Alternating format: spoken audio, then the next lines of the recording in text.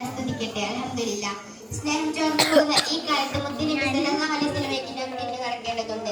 ഭൂമിയിലുള്ളവരോട് മുഴുവനും നിങ്ങൾ കരുണ പുലർത്തണമെന്നാണ് മുത്തുനബി നമ്മെ പഠിപ്പിച്ചത്. എങ്കിൽ മാത്രമേ ആകാശത്തിന്റെ അധിപൻ നിങ്ങളോട് കരുണയും സ്നേഹം പുലർത്തുകയുള്ളൂ. കുഞ്ഞുങ്ങളെ കാണുമ്പോഴേക്കും മുത്തം വെച്ചുകൊണ്ട് സ്നേഹത്തിന്റെ ബാലപാഠം മുത്തുനബി സല്ലല്ലാഹു അലൈഹി വസല്ലമ തങ്ങൾ നമുക്ക് പഠിപ്പിച്ചു തന്നു. മുതിർന്നവരെ പെൺകുട്ടികളോട് നീതി പുലർത്താനും മുതിർന്നവരെ ആദരിച്ച് സ്വർഗം നേടുവാനും നമ്മോട് കൽപ്പിച്ചു. ആ പ്രവാചകന്റെ അതിരില്ലാത്ത സ്നേഹം മനുഷ്യരോട് മാത്രമല്ലായിരുന്നു, മൃഗങ്ങളോടും പക്ഷികളോടും ലോകത്തിലെ സർവ്വ ജീവജാലങ്ങളോടും പ്രകൃതിയോടും ഒരുപോലെയായിരുന്നു. ഇങ്ങനെ സ്നേഹത്തിന്റെ 1000 ഉപദേശകന്മാർ ആ സമൂഹത്തിന് വേണ്ടി മുത്തുനബി സല്ലല്ലാഹു അലൈഹി വസല്ലമ തങ്ങൾ സമ്മാനിച്ചു. ശത്രുക്കളെ പോലും സ്നേഹിച്ചിരുന്ന ആ പ്രവാചകൻ ലോകം കണ്ട ഏറ്റവും വലിയ സ്നേഹനിധിയാണ്.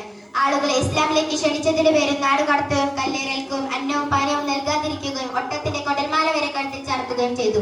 എന്നിട്ടും തന്റെ ശത്രുക്കൾ ദുരിതത്തിലാണെന്ന് അറിഞ്ഞപ്പോൾ അവർക്ക് വേണ്ടി 5000 സ്വർണ്ണ നാണയങ്ങൾ അയച്ചു കൊടുത്തു. ഒരു പ്രാവിന്റെ കുഞ്ഞിനെ പോലും നോക്കരുതെന്ന് പഠിപ്പിച്ച കുരുവിയേക്കാൾ നിസ്സാരമായ ഒരു ജീവിയെയാണ് ഒരാൾ കൊല്ലുന്നതെങ്കിൽ പോലും നാളെ അള്ളാഹുവിന്റെ മുന്നിൽ അവൻ ഉത്തരം പറയേണ്ടി വരുമെന്ന് പറഞ്ഞു.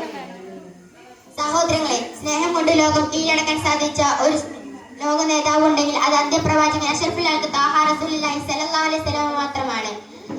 ആ പ്രവാചകന്റെ തുല്യതയില്ലാത്ത സ്നേഹത്തിന്റെ ഒരല്പമെങ്കിലും നമ്മുടെ ഓരോരുത്തരുടെയും ജീവിതത്തിൽ പകർന്നു നൽകുവാൻ അള്ളാഹു തൗഫീഖ് നൽകുമാറാവട്ടെ. ആമീൻ. അസ്സലാമു അലൈക്കും.